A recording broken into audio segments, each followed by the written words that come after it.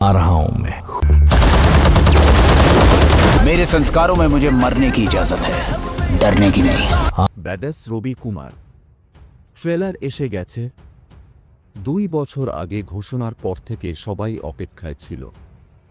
এত নেতিবাচকতা আর ট্রোলিংয়ের মধ্যে অবশেষে ট্রেলার রিলিজ হয়েছে। ট্রেলারে যা দেখানো হয়েছে তা জনসাধারণের চাহিদার সঙ্গে মিলে যাচ্ছে। কমেডি, অ্যাকশন, ডায়ালগ সবকিছুই আছে।